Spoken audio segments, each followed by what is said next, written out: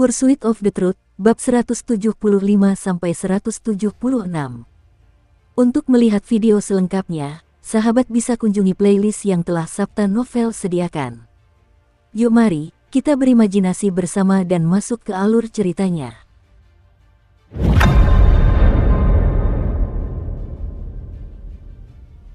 Untuk menantang rantai Gunung Han, Su Ming tidak menoleh ke belakang. Sebaliknya, dia mengangkat tinju kanannya sekali lagi dan memukul lonceng, menyebabkan dentang ke-19 berbunyi di udara. Saat dentang lonceng bergema, riak-riak merambat di udara, kerikil berguling menuruni gunung, dan kura-kura hitam alpen di langit kembali mengeluarkan lolongan tajam. 19 kali. Berapa kali lagi dia akan membunyikan bel? Apa batas kemampuannya? Apakah dia masih ingin menantang rantai Gunung Han? Jika dia terluka saat membunyikan lonceng, maka dia pasti akan mati saat menantang rantai itu. Orang ini merajalela. Lihat, suku Danau Warna sudah mengirim seseorang ke sini, tapi dia masih membunyikan lonceng ke-19 saat menjawab. Suara-suara diskusi bergemuruh seperti badai. Saat suara-suara itu bergema di udara, lelaki tua dari suku Danau Warna itu menatap Su Ming dalam-dalam sebelum mengeluarkan piring dari dadanya dan melemparkannya kepadanya. Atas perintah pemimpin suku, kami telah mengakui hak Anda untuk menantang rantai Gunung Han. Suku Danau Warna menantikan kedatangan Anda. Ketika melihat Su Ming menerima piring itu, lelaki tua itu berbalik dan berubah menjadi busur panjang yang melesat menuju suku Danau Warna untuk melapor kembali. Orang-orang yang sebelumnya diam di ketiga suku tersebut mendapati diri mereka tidak dapat lagi tetap diam. Tepat setelah suku Danau Warna, sebuah busur panjang juga melesat ke udara dari gunung milik suku Timur Tenang. Orang di dalam busur itu adalah kepala perang. Dia datang sendiri, dan saat dia mendekati Gunung Han, kerumunan yang berkumpul di sekitar area tersebut langsung mendongak. Kepala perang suku Timur yang tenang. Dia datang sendiri, tentu saja dia akan melakukannya. Ini orang yang membunyikan bel sebanyak 19 kali. Saat kepala perang Timur Tenang mendekat, dia tidak berdiri di udara. Dia turun dan berdiri 100 kaki jauhnya dari Su Ming. Dia menatapnya dan cahaya berkedip di matanya. Setelah beberapa saat, dia mengepalkan tinjunya ke arah Su Ming. Atas perintah tetua saya, kami mengakui hak Anda untuk menantang rantai Gunung Han. Suku Timur yang tenang menantikan kedatangan Anda. Sambil berbicara, kepala perang Timur Tenang mengeluarkan sebuah piring dan menyerahkannya kepada Su Ming dengan hormat. Setelah itu, ia menatap Su Ming dengan penuh makna sebelum berbalik dan menyerbu kembali. Dia mengenali orang di hadapannya, itu adalah Mo Su. Namun, dia tidak ingin menyinggung perasaan orang ini, terutama karena dia merasakan ada kemiripan yang mencolok antara Mo Su dan si Masin saat ini. Sebuah pikiran muncul di benaknya, dan itu membuatnya semakin enggan untuk menyinggung perasaannya. Hanya Pukiang yang tersisa dari ketiga suku. Seharusnya, suku Pukiang sudah mengirim seseorang ke sini sekarang.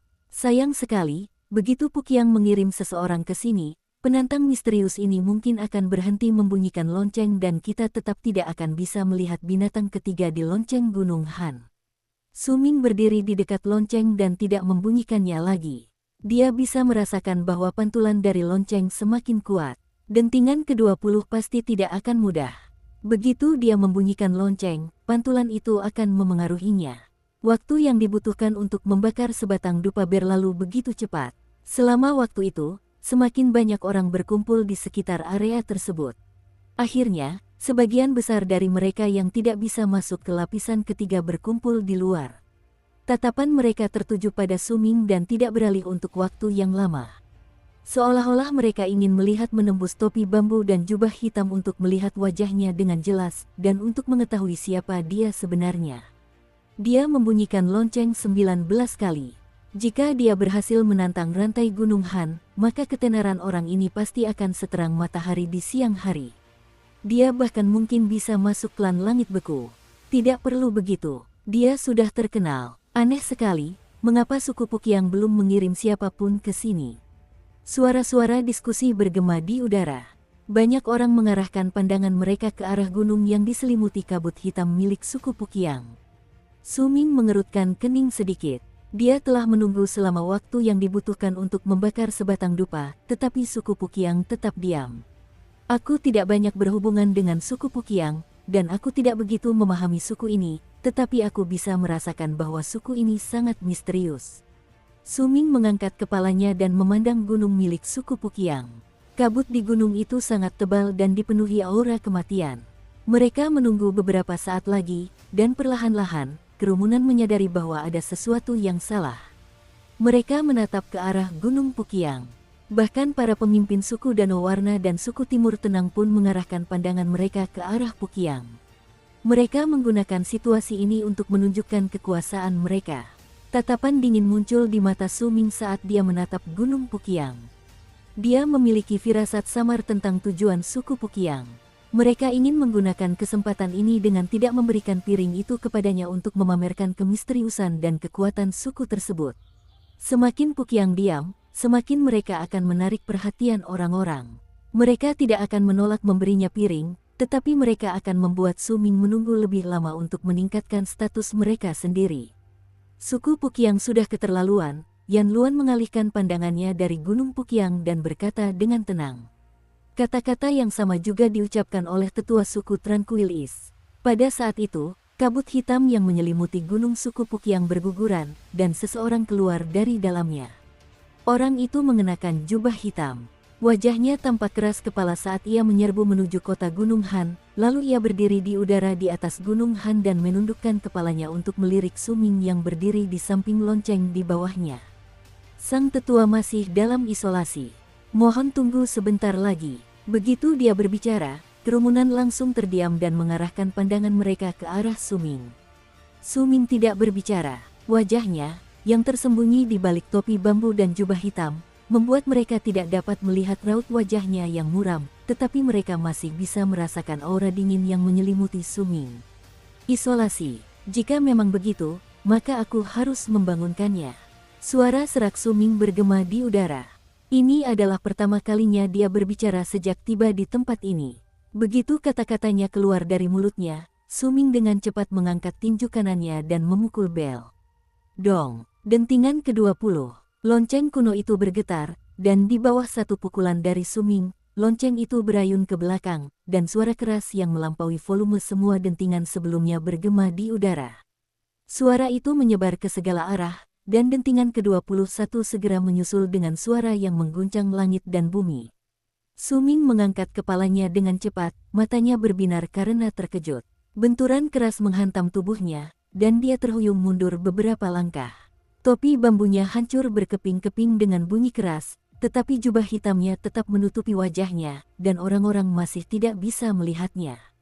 Bagaimana mungkin ini terjadi? Su Ming merasa terguncang. Dua dentingan lonceng menyatu dan menyebar di udara di atas kota Gunung Han seperti raungan. Pada saat yang sama, riak-riak menyebar secara horizontal, tidak hanya hujan yang berhenti, bahkan kura-kura hitam alpen di langit pun bergetar dan melolong saat cahaya aneh muncul di matanya. Ke arah mana lolongan itu berasal adalah Gunung Puqiang. Saat melolong dan kedua dentingan itu menyatu, kedua suara tersebut berubah menjadi satu suara yang muncul begitu saja. Sebuah keberadaan samar yang tampaknya tidak termasuk dalam dunia dan seolah datang dari tempat yang jauh. 9. Suara itu seperti denting lonceng, tetapi juga seperti lolongan kura-kura kegelapan. Terdengar teredam, tetapi begitu menyebar, dentuman mengejutkan datang dari dalam kabut hitam Gunung Puqiang.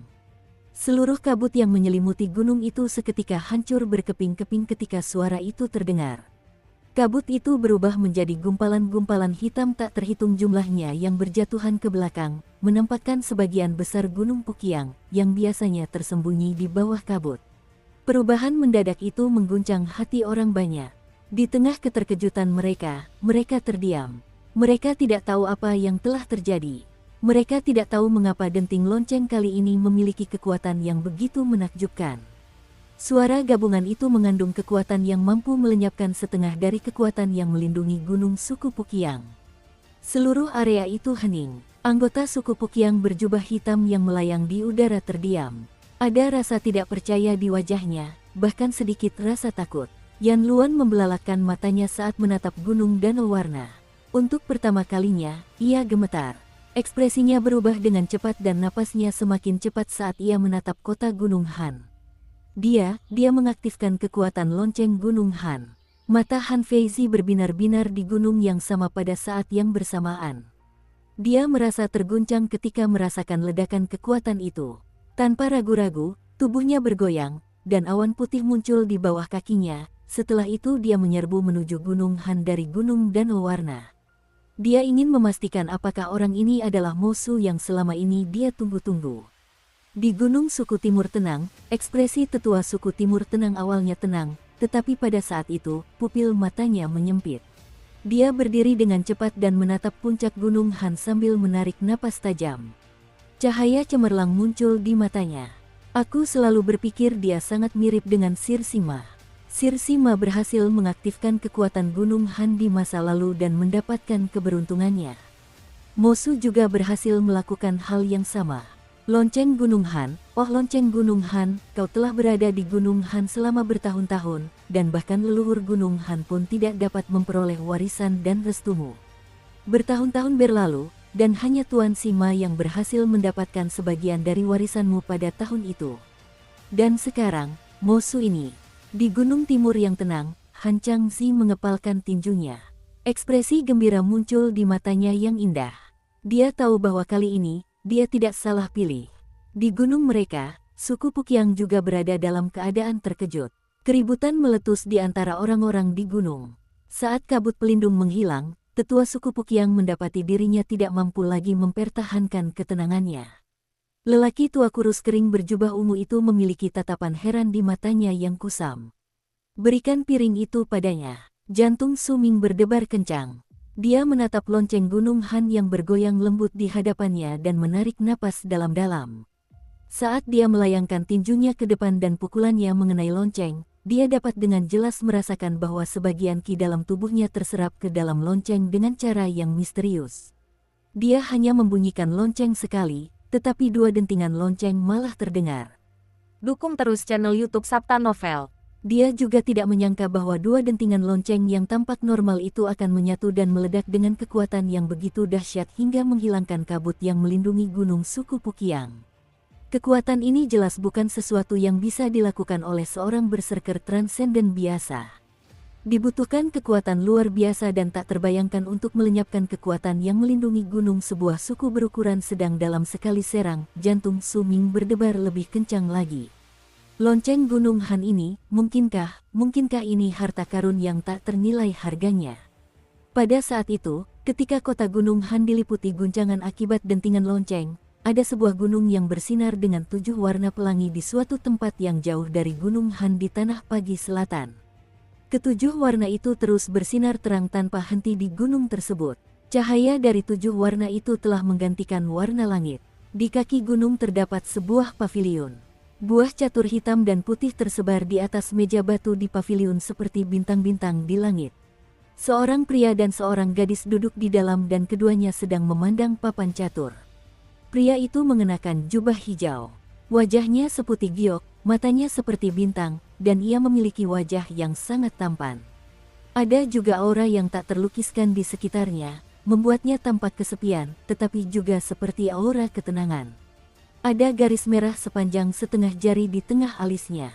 Dia mengambil sebuah bidak putih dan hendak meletakkannya ketika tiba-tiba dia mengerutkan kening dan memandang ke arah cakrawala di kejauhan.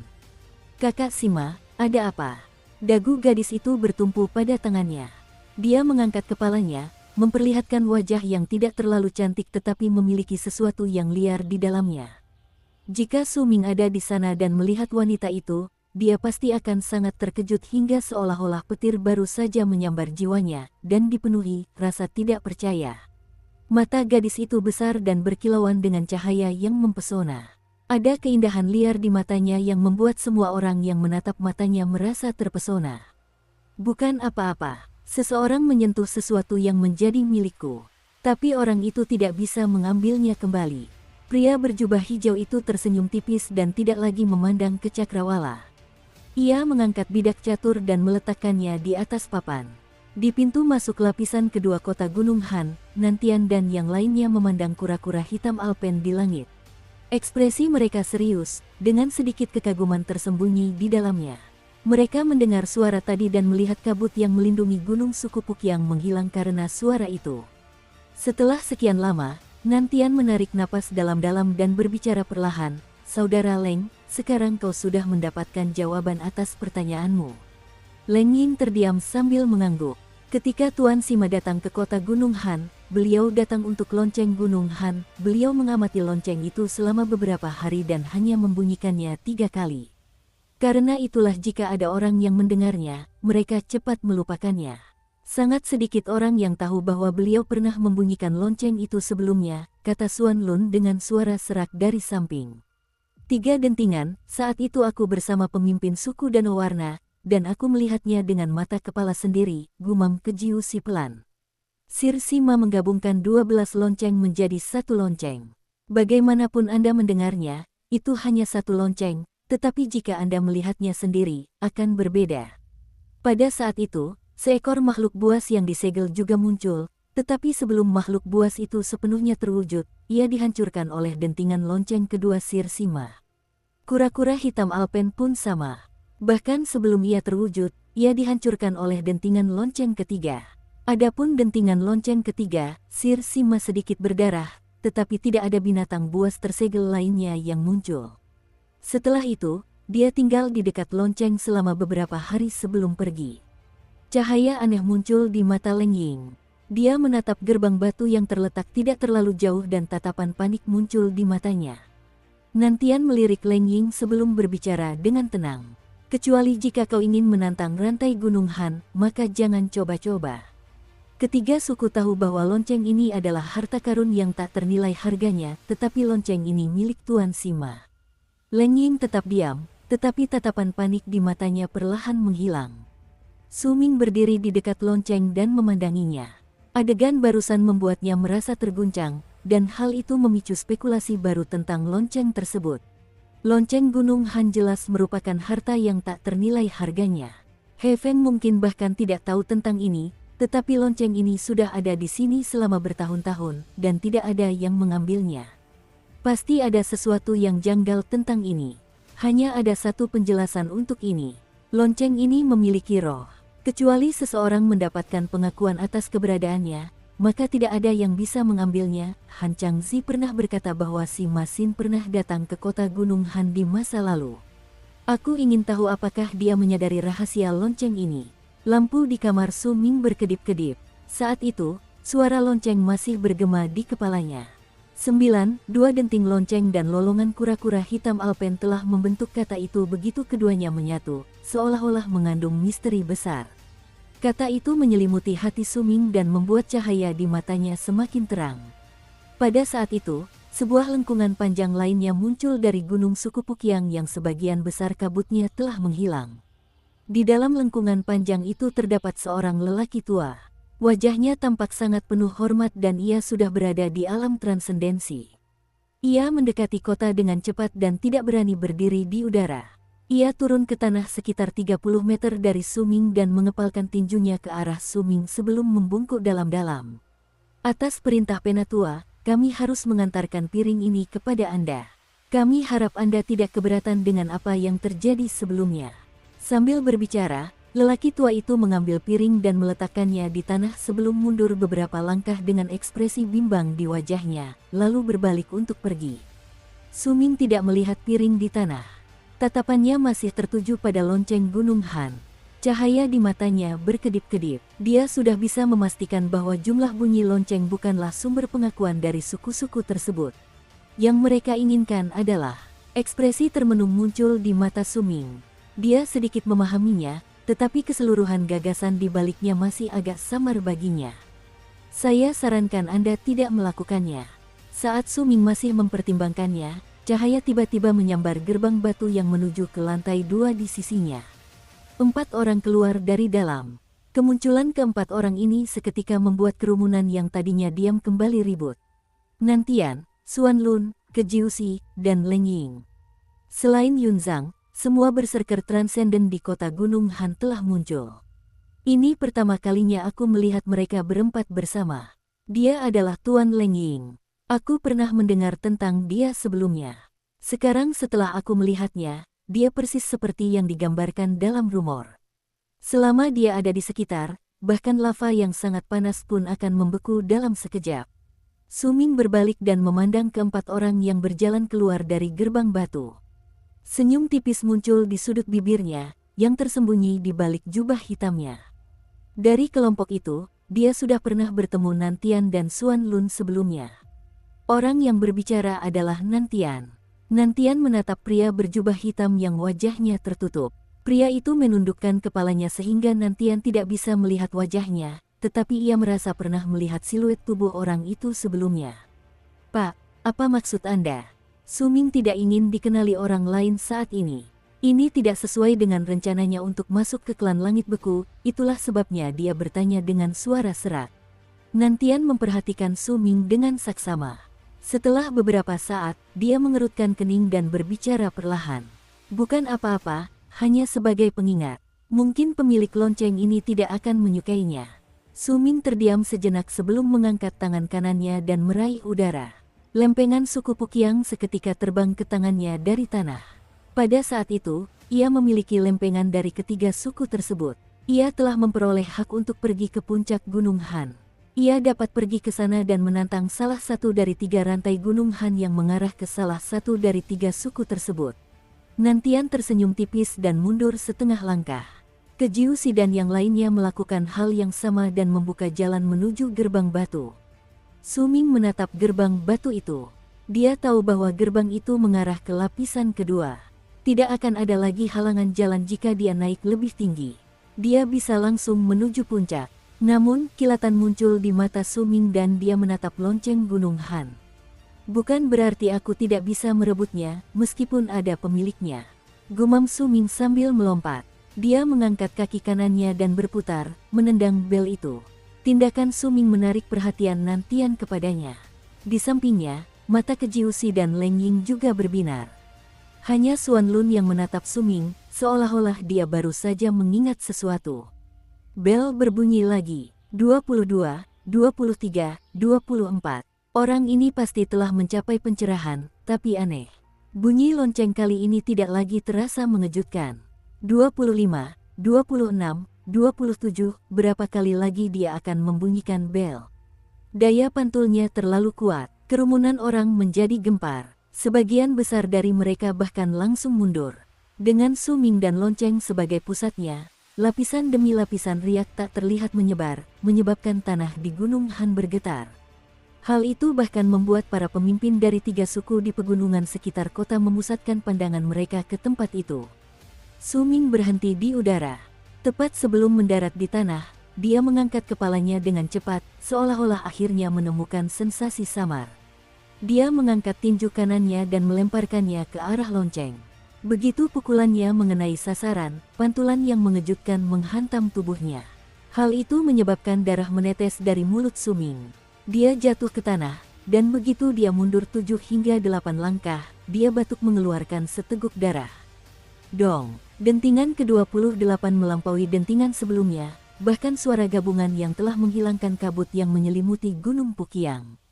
Dentingan itu berubah menjadi satu suara tunggal yang menggantikan segala sesuatu di dunia dan mengguncang semua hati. Suara itu membuat semua orang yang mendengarnya gemetar hebat. Tak peduli tingkat kultivasi seseorang, suara dahsyat itu muncul di benak mereka dan membuat kepala mereka kosong. Bunyi gemerincing itu membuat kura-kura hitam alpen di langit meraung ke angkasa.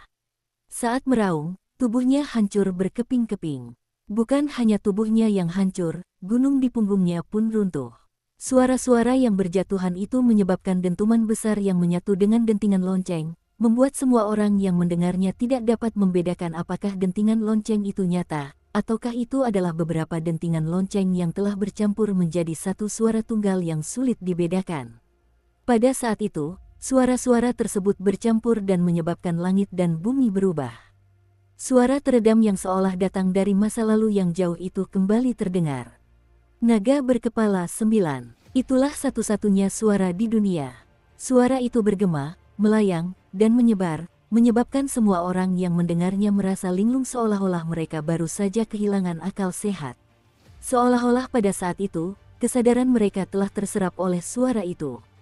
Yan Luan jatuh ke dalam keadaan itu, tetua timur tenang jatuh ke dalam keadaan itu, semua orang, tanpa kecuali, jatuh ke dalam keadaan itu. Suming merasakan sensasi yang sangat kuat. Sebuah dentuman menggema di kepalanya, dan pikirannya menjadi kosong. Sebuah lonceng raksasa berkobar dengan megah di benaknya. Itu adalah lonceng Gunung Han. Suara dentuman itu digantikan oleh dentingan lonceng yang menggema di benak Suming, menyebabkannya tidak menyadari berapa banyak waktu telah berlalu sampai dia perlahan sadar kembali. Saat ia terbangun, telinganya masih berdenging dengan suara denting lonceng yang masih terdengar. Ia dapat melihat dengan jelas bahwa orang-orang di sekitarnya masih berdiri di sekelilingnya dengan tatapan linglung di wajah mereka, diam dan tak bergerak. Suming bernapas cepat. Kemudian, seolah-olah dia merasakan sesuatu, dia mengangkat kepalanya dengan cepat dan melihat ilusi seekor binatang buas di langit yang hanya dia yang bisa melihatnya dengan jelas. Itu adalah makhluk raksasa. Ciri-cirinya masih samar, tetapi dia masih bisa memastikan bahwa makhluk itu memiliki 9 kepala. Setiap kepala memiliki penampilan yang berbeda. Beberapa di antaranya tampak seperti milik naga, beberapa milik ular, dan beberapa milik manusia. Semuanya sangat aneh, tetapi yang membuat Suming menarik napas tajam adalah pemandangan ini. Dari 9 kepala itu, dia melihat bahwa 6 di antaranya matanya tertutup dan hanya 3 yang matanya terbuka. Dari ketiga kepala yang matanya terbuka, salah satunya menatapnya dengan lembut. Suming bisa melihat dirinya sendiri di mata kepala itu. 2 kepala lainnya menatapnya dengan sikap angkuh dan dingin, dan Suming melihat sosok yang luar biasa tampan mengenakan jubah hijau di mata mereka. Pada saat yang sama, di kaki gunung 7 warna yang terletak jauh di kejauhan dari kota Gunung Han, pria berjubah hijau itu meletakkan potongan putih di tangannya. "Kakak Sima, kau kalah di ronde ini." Gadis di sampingnya tertawa riang. Tawanya terdengar seperti gemerincing lonceng perak dan sangat menyenangkan di telinga. Ia dengan cepat meletakkan potongan hitam di tangannya, dan wajah mungilnya dipenuhi kegembiraan dan kebahagiaan. "Hilang." Pria berjubah hijau itu tersenyum tipis. Senyumnya tampak sangat lembut, tetapi rasa dingin di matanya tidak dapat dilihat oleh gadis itu, begitu pula suara di hatinya tidak dapat didengar oleh gadis itu. Mungkin tidak demikian.